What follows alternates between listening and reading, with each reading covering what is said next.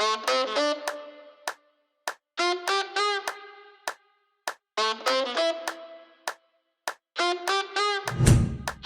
did it. We made it. The Advertising Archives is official right now.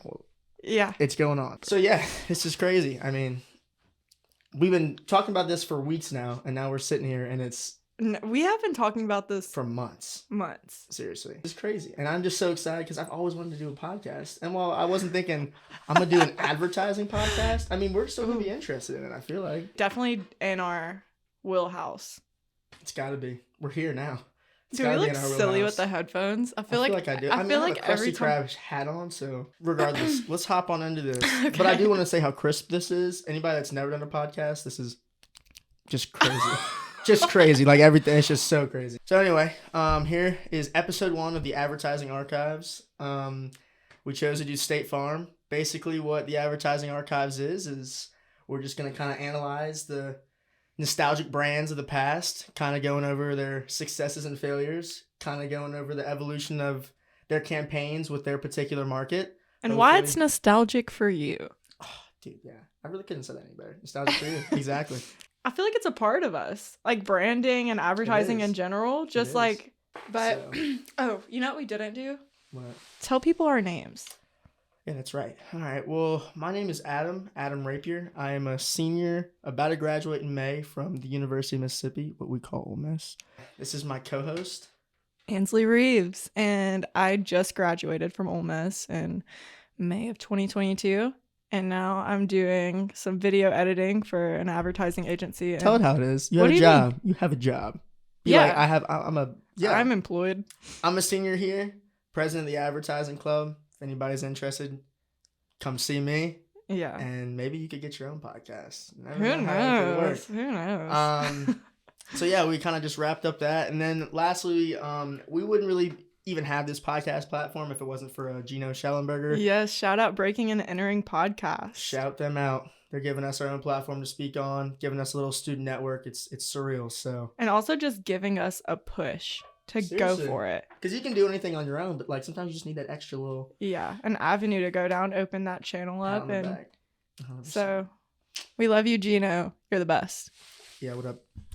So anyway, first episode, we're going off of State Farm. We were kind of trying to decide what we wanted to do for the first one. And I remember you were just like, all right, let's just do State Farm. So for those of you who don't know, I know y'all probably see all the commercials, but they're an insurance company. They do casualty and property insurance. They sell a bunch of different types of insurance, vehicle insurance, property insurance, So yeah, we're doing State Farm. Like a good neighbor, State Farm is there. So natural. It's crazy. So there's multiple things that make up a good campaign.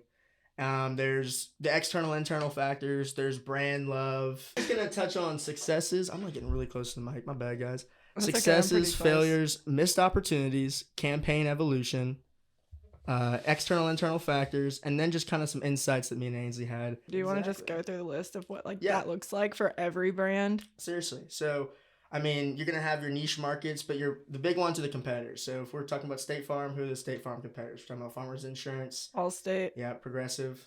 I love Flo. Seriously, I like Flo too. Oh, gosh. Geico as well. Oh, yeah, Geico. That lizard.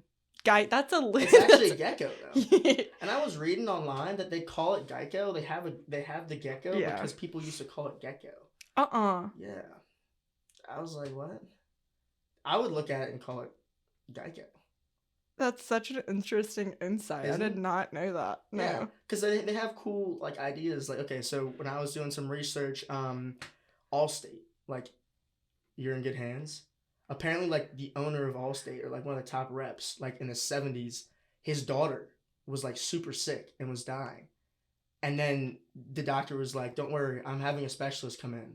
And the wife like ran up to the husband and goes, oh my God, our daughter's going to be fine. The doctor just said she's in good hands. And that's like how they got it. So I just think it's cool how you have a brand like Allstate who does mayhem like me. Like the guys like falling off of roofs and stuff. Yeah. But like they got you're in good hands from like an actually sad story. And then you just have Geico over here and they're like, yeah, people don't know how to say Geico. So we have a gecko. Like, I don't know. Oh my gosh. That's such a touching like backstory for Allstate. It is, yeah. And also, one thing I want to touch on is with slogans. Mm-hmm. You notice at the end of every State Farm commercial or Allstate, they always say, "Are you in good hands?" Or they'll say like a good neighbor, State Farm is there. Okay, progressive slogan, creating a better future for our communities is like their slogan. And then they also say on Geico, like you can save 15% or more. Progressive. Yeah. I was watching their commercials, like the ones with Flo and stuff. I can't find anywhere on there that says their slogan at the end. No. I feel like that's just, I mean, a ball dropped. And they spend $827 million on advertising. What? Mm-hmm. Yeah, well, I think what's crazy is that you've got all these big insurance companies that are spending millions and millions. And I think it was, which one was it? Geico. Geico spent $1.5 billion. Do you think that has to do with all the animation that they have to like get into with having a gecko? No, it definitely could. But like, okay, so what we'll touch on later is about how, remember when we were talking the other day about how the most engaging advertisement in 2020 was given to State Farm? Yeah, that video that we watched. Okay. But basically, The Last Dance was just kind of like a big documentary on the Chicago Bulls. Michael Jordan is the GOAT. Any LeBron fans, I'm sorry, but I mean, they just renamed the MVP to the Michael Jordan Award. So, I mean, that just kind of speaks for itself. But that's just a side piece. Michael Jordan's GOAT. Anyway. And so they kind of did this documentary on, like, The Last Dance. It's just, like, the Chicago Bulls, like, how great their dynasty was. But it kind of gives you, like, behind the scenes of, like, what the NBA was like during that time. Behind the scenes of the Chicago Bulls. Mm-hmm. There's, like, even though they won 6 rings as a team, and they'd never been done before that way, there was beef within the organization. You'd think, they won 6 championships, basically. You'd think everyone would be on good terms with each other. But apparently Michael Jordan, the second best player, they had a lot of beef. So this ad, I guess there was some ESPN guy that was like talking about the Bulls in 1998, and they took the mouth off of this ESPN analyst. What was his name? Hey, I'm Kenny Mayne. I'm from ESPN. Kenny Mayne. Kenny Mayne. But I was proud to be part of this whole Last Dance deep fake thing, and hopefully people know by now that it was a joke. Not the series. The series was true. You knew the stakes would be high. It's gonna be lit. You don't even know what that means yet. While I'm making predictions, jeans will get extra tight. There'll be a thing called a butt fumble, and this clip will be used to promote the documentary in a State Farm commercial. It's just a hunch. I think we were. Can we just talk about like the brilliance of the fact that they made this completely remotely? Yeah, no, that was what we're... Okay, so if we go kind of back into the video, because we'd have to sit here for 9 minutes and we're not going to do that. Yeah, so we're just going to... Basically what happened is they contact this guy years later and they say, hey, we're trying to remake this commercial from what you did in 1998. You just need to take your iPhone and set it up in the best lighting and the best like audio spot in your house or whatever, like what's going to sound the best, and then just say these lines. Yeah. And then we're going to take your face and put it on top of your old face. In 1998. Yeah, deep fake. And it was really cool how they did that. Okay, I feel like we'd be doing Kenny a disservice if we did not mention his daughter helping him, his like film and different rooms, whatever. If y'all want access to this, what is it, an interview, I guess it would be, with all of them, we'll link it. Oh, seriously, yeah. Just 9 minutes of your time. Like in the description of our podcast, because it's worth your time. The video is super cool, and I think it just kind of shows, like we were saying with, you got all these brands that are going to spend a lot on advertising. If you're going to spend that much money on advertising, you really got to know what you're doing here. But do you think that they even spent that much money on? I think this was a pretty low cost production. My point, what I'm saying is this may not have cost a lot of money. But when we go back and we talk about the external factors, what are the competitors doing? What are their marketing strategies? How much are they spending? And out of everybody except for Farmers Insurance, I'm like, dude, I couldn't tell you Farmers Insurance. I don't know what that looks like. I don't really know a commercial. You know what I think of?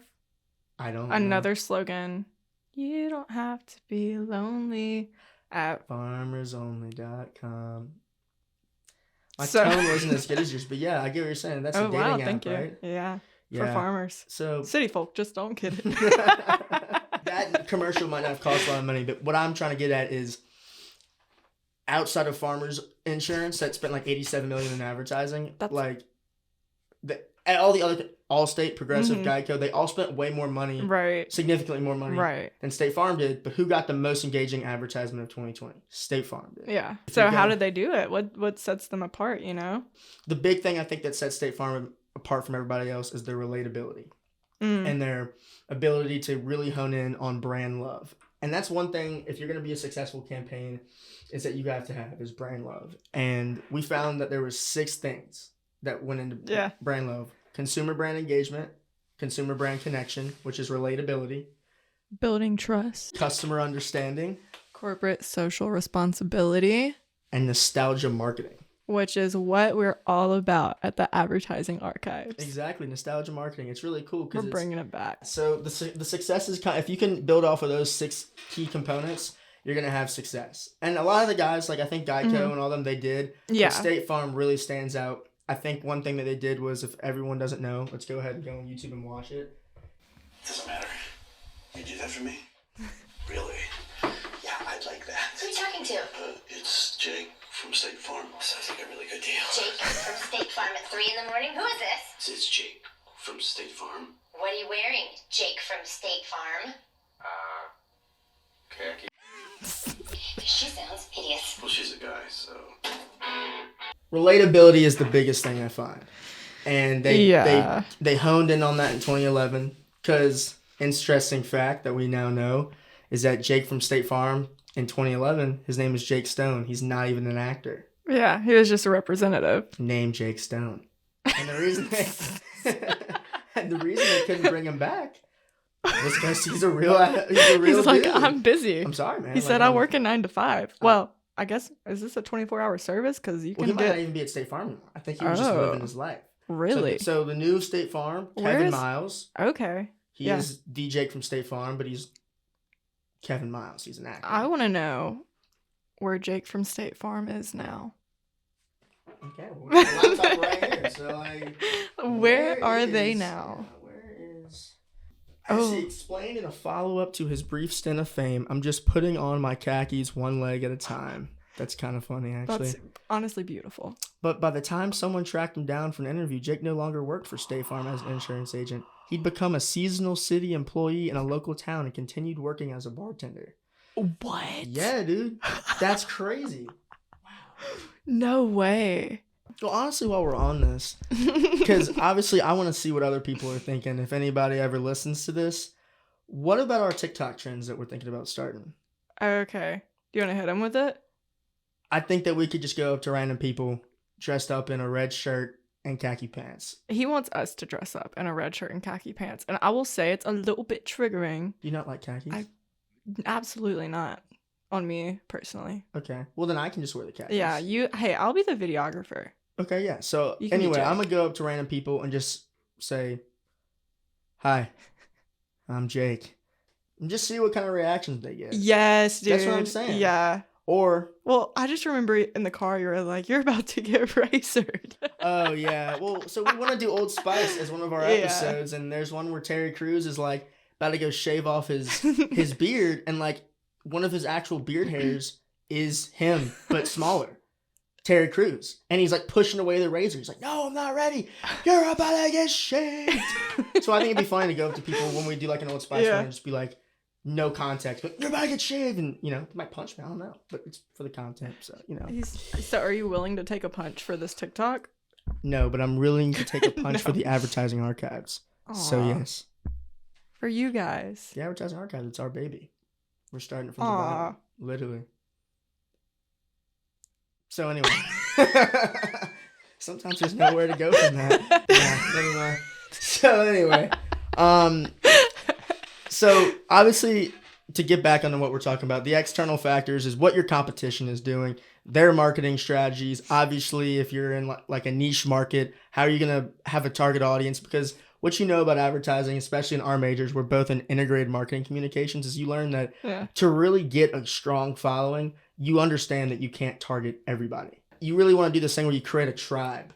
That's kind of what I think State Farm did really well, is that even though they don't target everybody, their tribe is pretty broad. Yeah. Their tribe is about, can you relate to this? The next thing that we go in and talk about is brand love. And like I was saying, we said consumer brand engagement, connection, building trust, customer understanding, corporate social responsibility, and nostalgia marketing. State Farm crushed it on all 6 levels. Yeah. Absolutely. I mean, like we said already, the consumer brand engagement with the commercial. Yeah. I mean, if you're going to win most engaging advertisement, I mean, that's a big... But also that like checks the box for nostalgic marketing. No, 100% does. Yeah. It brings you back in time. And also, too, like the whole thing about Jake from State Farm is, I mean, this is like a great way. Campaign evolution is one of the topics that we have. Mm-hmm. And campaign evolution is, while we're talking about the Like a Good Neighbor, State Farm is There campaign, it wasn't like from 2011 when it first came out to 2020, they kept that up. They had different slogans. Here to help you when life goes right. That was a slogan that they did for a couple years. Or get to a better state. That was one where they were like, a car would pull over and it was like, they were like killing buffaloes or whatever. Didn't really understand those concepts, but like get to a better state. All of that is to say, I think sometimes people forget this, at least when I watch commercials. You watch a commercial that pops off. Like the crisp, like the ones that they have right now, like a Good Neighbor State, it pops off. And then they go and they change up their whole slogan. And you're like, why did they change a slogan that's working so well? You know what I'm saying? Yeah. But you forget, like, this is an insurance company at the end of the day. While they need to make commercials that are good, I think what's crazy is like, they got to put forth what values they have as an insurance company, what values they stand for. That's what they're ultimately trying to portray to the audience. So even though they have a slogan that's working, right? If the actual State Farm insurance company is like, you know what, we're changing our values internally, they have to express that. But like not even just values, but just like if they're like short in sales in one aspect. Seriously, they gotta switch it up. Yeah. Nostalgia marketing, they hit that off pretty well. Yeah. Customer understanding is also one. They always are reiterating their slogan. It's always at the end of their commercials. And then some big ones like corporate social responsibility. So when I was just kind of diving into what they do, there's organizations like Red Cross that they have done like partnerships with and stuff like that. Like going back to what I said, when you do things internally, you have to promote it externally. I mean, State Farm is really showing that like, you know, we're an insurance company, but we are loyal to what we stand by. We are, what our slogan isn't just because it's catchy. This is really who we are as an organization. And that's huge for corporate social responsibility. And when you're building trust, like people have to know like, okay, they have good commercials, but I can really rely on them if I need to, you know? That's obviously like a big thing. While people might be like, who cares about corporate social responsibility? That is a big thing that you want to be able to build off of to be able to build your brand. I feel like, is there any more we need to touch on with that? Yeah, I think there is. I think we need to talk about our takeaways. Like, what do our listeners need to know and learn from State Farm to take into their future advertising careers? What's your take on that? All right. Well, one thing I'll say is this, and I like how you kind of reiterated that, was like State Farm is just insurance. But at the end of the day, we're actually talking about their campaign, the successes of the campaign that they had. And when we watch that video, when we'll put that link into the description for that deepfake video, their VP of whatever for ESPN says sometimes the simplest ideas, the smallest ideas are the one that have like the biggest impact on a company or on a commercial or on an entire community, you know? So I think my biggest takeaway from State Farm, especially as a kid trying to break into the advertising industry, was that, you know, I might not have everything figured out right now, but sometimes it doesn't matter. You really just need that tiny idea, and sometimes it might gravitate. So for me, the biggest takeaway was it was a part of the deep fake thing, and he was like, we had this idea, and instead of thinking, how is this even possible? How are we going to make this work? He was like, we're problem solvers at our core, and we're going to make this happen. He said, production will find a way. What your idea is, like, stick with it, roll with it, believe in it. I like that a lot, too, because I think that's a lot with advertising and, like, communications and stuff like that, is you really got to be able to put your neck out there, and you really got to be able to just trust yourself. And taking the risk, like, what if Jake from State Farm did not catch on? Really, what it is some man acting like he's talking seductively to a woman at 3 a.m. This is an insurance commercial. What if that just didn't land? Like, what if it rubbed people the wrong way? I mean, that's a huge thing also, like brands and companies being canceled. Is it really that? Is it really that vulgar? I don't know. It's not vulgar, but the whole idea of State Farm being a good neighbor, and then the commercial is about like infidelity. Well, the Red potential, flag. that's just what she thought. Yeah. No, it's funny. It's hilarious in my opinion, but I just feel like it's worth mentioning. And like it says, it's just like a simple idea. Like it wasn't super Yeah. extravagant. It's not like they had to pay big time actors. yeah. I mean, I've never seen either of those actors before. I wouldn't notice them if I saw them on the street. I'm not gonna lie. Seriously. It's just what they say. It's a script. And it was scripted Shout out well. to the copywriters of State Farm. Shout out all copywriters, man. I'm gonna just this is gonna be our segment called copywriters. I wonder if like when they made that, if they were like, okay, yeah, this is it. Like all this work that we've been doing, let's do this where this lady thinks that he's cheating on her at 3 a.m. or whatever, and it's really bad insurance. I wonder if they're like, yeah, this is about to pop off. Or do you think that they called in like focus groups to see how it performed? I'm sure they did it's that. State Farm. Yeah, like, it's advertising. Yeah. You gotta do focus groups. I wonder if they were scared when they were putting it out. I mean, I feel like Probably they're always scared. I feel like, yeah, because Seriously. whether or not the company is going to keep you, or I don't know. Do we even know what agency works for State Farm, or is it internal? Yes, it's BBDO. Yeah. BBDO. It's a really kick-ass agency. My first cuss word. I know, I got stunned. Goodness. I know. Sorry. Internally, the products that you sell. So for State Farm, that's their property, that's their vehicle or recreational vehicle or homeowners. All that insurance is internal. But also, when you look at the external factors, which is your marketing strategy, you have to think about internally, what is your marketing strategy? There was one really cool marketing strategy they did with People's Magazine. So People's Magazine has like your People of the Year award or whatever. Yeah. So they did a partnership with People's Magazine, and instead of having People of the Year, they had Neighbor of the Year. And it was Kevin Miles on the front. Sick. Yeah. And he got, I think it was like pages 3, 5, and 6. It's really right here. They've got State Farm's Neighbor of the Year multi-platform advertising campaign is the perfect fit for People's annual People of the Year franchise. CC Ryan, Senior Vice President Publisher of People, told Publisher Daily. Jake is good in company with the myriad individuals who are being celebrated by people during this very difficult year. Yeah.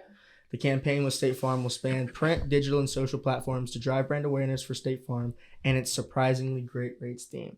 When we're going to create our Instagram page for the Advertising Archives. Ooh, you know what we should do? Go. As we're analyzing these campaigns, we should take something and implement it into our own like advertising for ourselves. Seriously, yeah. And just see what happens. Learn. I want to look into like social advertising, like social media advertising for these big brands, because like these that are so nostalgic, they're nostalgic, but they're well known because it was before like social media really entered the chat, you know? And so everyone was watching TV, but now what do? Everything's watched on our telephones. It is. And telephones. I love that you brought that up because Instagram came out in 2010. Yeah. 2011 is when OG Jake from State Farm, khakis, whatever, that Jake Stone, Mr. Stone is what we'll call him, I guess. Jay Stone. Another thing that State Farm has just killed that I don't really know if Geico, Progressive, all of them have is they use Kevin Miles as like an influencer now. Kevin Miles has 66,000 followers on Twitter, 150 on Instagram, 650,000 on TikTok. I mean, it's like, so I think it's just cool that, like you said, social media wasn't big back then, and it wasn't, and it's at no fault to any of them. Now that it is, who's going to own it? And I think State Farm is really picking up the pace on that one. So I'm glad you brought that up.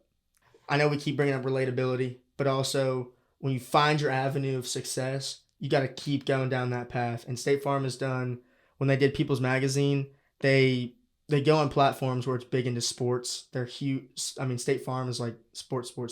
But yeah, I think we almost kind of like passed up on internal. So external, obviously we have niche markets, laws and regulations, competitors' marketing strategies. And then internal, it's what products do you sell and what's your marketing strategy. And I think that People Magazine strategy they had was really, really cool. In addition, State Farm is behind a social takeover of People's Magazine, but it's on their Snapchat channel. Wait, what? Yeah. Break it down. I need to know more. It includes State Farm's ad pre-roll within the People of the Year, revealing like their behind-the-scenes content. So, State Farm took over Snapchat. No, so one thing that State Farm did with Snapchat was, apparently like you can play Snapchat games. Right. I didn't even know that was a thing. Not a fan. Yeah. So I was doing some digging, and we need to get like a sound effect. Yeah. I mean, you got it. I was digging, and I found that 16% of monthly users on Snapchat use Snapchat games. 16%. 16%. There's 500 That's million. real low. There's 500 million monthly listeners, and about 16% of those 500 million use the Snapchat games. And so State Farm came onto Snapchat. They did like a little partnership, and they had a game that was you could play basketball with Chris Paul, Trae Young, and Kevin Miles, who's the new Jake from State Farm. And while that seems cool and all, I also did some more research, and 63% of Snapchat users use just straight filters. Okay, Snapchat filters. So while they did like this whole Snapchat game, and I get it, they're like big into sports, let's do a basketball themed thing and go on Snapchat. Couldn't they have just done filters on Snapchat and instead of the games? I mean, 63% use the filters. Yeah. So that was my takeaway, was maybe they're considering AR filters. The game is an AR filter. Maybe they were considering as one thing. But I thought that maybe like, I mean, I've never really seen a State Farm Snapchat filter. Have you? I think that would be good too. But like, okay, like, are we making a pitch right now? Well, I think we ought to. Because my idea, so what would it look like? Okay, so I've got two. So one would obviously be, what would State Farm do? And through my eyes, State Farm would do like, I don't know, your Bitmoji, or like on your face, like you could be a rep. But from the advertising archives, this is what I think we should do. Okay. All right, I'm gonna face this way because this has got to be intense. So, the advertising archives. I am building. You're like just like a backdrop of any room that you're in. It can be whatever. And there's an archive in the corner, and you can tap it on your screen, and it pulls out. Oh. And when it pulls out, you see all the files. It's every single archive we've ever done, every single episode. Okay. And you can go through those episodes. And this is a filter? This is a filter. This costs money. I get it. But I'm just saying about what I do. Okay. You just pull out an archive, and it would be like, okay, let's say we did Old Spice. They can click on the Old Spice, and then boom, they're Terry Crews. Or boom, they're Jake from State Farm. That's pretty cool. Or boom, they're a Cheez-It. What if we do Cheez-Its? I love Cheez-Its. A Cheez-It face? Yeah. But this is what I'm thinking for State Farm. What'd you like about that, though? No, that's really sick. Yeah. So, okay, basically you're thinking like one file that's advertising archives, and then there's it's like multiple... in the back too. You have to like go and shuffle through them. Okay, yeah. I get it. I see your vision, and I love it. Mm-hmm. But this is what I'm thinking for State Farm. So for State Farm, I'm thinking you have like your face in the camera, and it's like a good neighbor, and then out from the side, Jake comes up behind you, puts his arm around. Oh, he like slides in like a good neighbor. But like he's like arm around you. Mm-hmm. I like that. You like it? 100%. Yeah. It doesn't make a lot of sense, but most Snapchat filters don't. Or it's like Jake from State Farm like kissing your cheek. Or on FaceTime with Jake from State Farm. I don't know if I want him kissing my cheek. Oh, well, maybe. I mean, Snapchat filters are supposed to be funny, Adam. Well, he could kiss my cheek, I guess. If he wanted to. Missed opportunities was another thing that I wanted to touch on. So this was me, and we talked about this, and this was kind of controversial. It was only controversial with me, correct? Yeah, because I don't watch sports. It's not that. It's I don't know how to say this. She didn't know who Tim Tebow was. Yeah. Sorry. So is that bad? That's really bad. It's crazy, actually. It is, and I'm. Okay, this guy didn't know what Five Below was. All right, well, we have some missed opportunities here. She didn't know who Tim Tebow was. I didn't know what Five Below was. Doesn't matter. Okay. I thought that if Instagram came out in 2011, they could have definitely, obviously, influencer marketing wasn't big back then, but dude, yeah, they use Patrick Mahomes and Chris Paul and all these big athletes now. What if they had done something with Tim Tebow? That's what my thing was. He really wants Tim Tebow on the State Farm commercials. 10 years ago, yes. But not anymore. Not anymore. Why? Because they already got Aaron Rodgers and Chris Paul. And, I mean, these guys are like, not only are they like, the reason they do this is because the State Farm commercials now, you're supposed to find relatability through Jake from State Farm. Because you can't relate to Patrick Mahomes and Chris Paul and Aaron Rodgers because they're legends. Or not legends, but they're really good at what they do. Tim Tebow is like, I mean, he was a beast in college football. But he wasn't really a good NFL player. The MLB didn't work out for him. He made an attempt to come back in the NFL.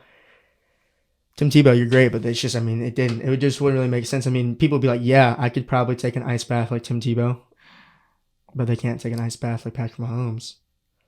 Okay. It's just the insight there. Okay. So all right. I think they missed the mark there. I think if people knew what influencer marketing was, Tim Tebow could have definitely been. And that's Adam's hot take of the episode. It is. Do you agree? I mean, you don't know who Tim Tebow is, but now that you understand who he kind of is, I mean. I think, so instead of, okay, so your hot take is that instead of Jake from State Farm at all. No, I'm saying they should have had him on with Jake from State Farm. Like they do now. I mean, I wouldn't mind it, but also that wouldn't really speak to me. Yeah. Personally, I'd be like, "Who's this cat?" You know? Yeah. Huh. So who would you want to have? But if it were anyone, yeah. Who do I think would really? Okay, 2011. But you gotta think about the audience here. Like, right. That's what I'm trying to think about. I'm not a Chris Paul fan, but he's still on State Farm commercials. So like, you might not be a Tim Tebow fan, but would it make sense to the audience they're trying to reach? I think it would. Would it though? It's just the athletes. They do athletes now. I all they do is understand athletes and athletics and like marketing in that way. Yeah. I think the last thing that we were kind of touching on was the campaign evolution. The whole time we've been talking about State Farm, like a good neighbor, State Farm is there. That's the campaign. They've had different campaigns though. They've had. That's the slogan. Yeah. But I feel like that is the slogan, but that's like they had different slogans. They had get to a better state. Protect the place you love to call home. Like a good neighbor, State Farm is there. For all the nerves in life, State Farm is there. We're here when life goes right was another one they did. Yeah, but that was like, what year was that? It was like, I don't know, but it was like a couple years. It was like after Get to a Better State. So it was like 2017. Why do I not know that? Is that because when did Netflix really pop off? No clue. Because that's when all of my like recognition of advertisements just plummets whenever Netflix came into the picture. That's a good point. Yeah. That's a really good point. I mean, it's like you have ads were so big and they still are, but it's like, who are you really reaching on commercials now? And in our next podcast, we are going to dive into that. I think this first podcast is teaching us a lot of what It is. And I mean, that's just that's what happens. That's what happens. But like, definitely what happens when Netflix comes out and you're not on cable anymore. You're not getting all these commercials. Cord cutters? Is that what it is? Cord cutters, I think. It's like there's a name for everything. It's like where you don't watch TV anymore because you have social media and Netflix and all these platforms. You don't need it. And so how do these companies step up their game? Seriously. On social media. And that's why I think State Farm is killing it, because while everyone's getting off, they don't watch commercials. I mean, sports is huge. Yeah. So like, you know what I'm saying? Yeah, I get it now. Saturday or Sunday, Monday or Thursday, basketball too. I mean, it's every day. There's sports on basically every day. And State Farm is always there. So while, you know, but like. State Farm is always there. Nice. Hey. Yeah. Oh, yeah. Yeah. That was tough. Yeah. So, man, got my hand actually sweaty. I don't know what it is. And then again, like, I guess we just kind of missed this, but going back on the Tim Tebow thing, I mean, he was just killing it when he was, I mean, he had like #1 jersey sales. I know that's just like totally random, but he had #1. I'm looking at the notes that we have here. Yeah. I mean, we're not going to need notes every time, but I think, for starters, it's good to have like framework here. So we just kind of touch on everything. One thing I want to get on too, though, was how important social media has been for State Farm. Yeah. With the fact that basically Jake from State Farm, Kevin Miles, is like an influencer. Like, what is your perception of that? Like, of Kevin Miles being an influencer? I think that's what you have to do. Yeah. If you want it to translate in that way from TV to social media, like what do they call them? Like the celebrities. They're not like influencers? Yeah, but they're not like originally like, no, the people, like, who was Jake from State Farm? An actor? Or the original guy? Yeah. A bartender? No. What are you talking about? Yes. Bingo. No, like whoever their main character is for their campaigns, they have to go social. And I think that that's something you see in a lot of like campaigns. Yeah. One thing I will tell you is this. You go on Twitter and you see McDonald's and Wendy's and all of them. Like the companies are active. Yeah. But I think what sets State Farm apart, and what's weird is we're supposed to be talking about State Farm as the campaign that But they it's do. But it's almost like I have their back now. It's like I feel like as an advertiser, like through our archives, like Old Spice is just like I'm gonna be a ride or die for Old Spice when we get there. I feel like I know that it'd be ride or die for State Farm. It feels like I got their back right now. Oh, do you not feel that way? No. Seriously, yeah, I feel like I definitely got their back. Okay, well, I'm like appreciative of it and like how they trailblazed all these ideas, give us something to talk about. I do appreciate them for that, but I'm not gonna lie and be like, I'm only gonna have insurance with State Farm. I'll avenues you're open to all insurance. I'm open. Seriously, maybe we'll catch you at Farmers Insurance. Howdy. If you've made it this far, thank you for listening. Seriously, what a ride. We're gonna listen back to it, and it's gonna be better than we think it is. I'll tell you that right 100%. Now. 100%. So yeah, the advertising archives. Okay. State Farm in the archive. All right, and then some shout outs that we didn't mention. Okay. Mr. Miller, the Student Media Center, thank you for letting us use your podcast room. Yes, sir. It's awesome. So clutch. Professor Sparks, Christina Sparks, who got us in contact with Mr. Miller. Absolutely. Again, breaking in advertising. I know we shouted you out earlier, but I mean, we're pretty appreciative. Follow us on LinkedIn, TikTok, Instagram. At the Advertising Archives podcast. Yeah. All one word, no spaces. Obviously. Well, you could do like an underscore. I guess. Which we probably could have. That kind of looked sick. But we didn't. So it's all one word. All right. Are we forgetting someone? I don't know. One last thank you for helping Shout out to my co-host, Ansley Reeves, who is graduated from school and said, you know what? I'm going to come film a podcast with a current college student. I don't think... Give me them clammy hands. Let me just hold you for 1 second. Just say how much I appreciate you. Thank you. Thank you. I'm happy to be here. I love having a project of our own and just being able to like have an outlet, dude. Seriously. All right. Thank you for watching and hanging in there. This was the first archive of the Advertising Archives podcast, and we look forward to seeing you in 2 weeks. Take it easy to all the new and inspired archivists.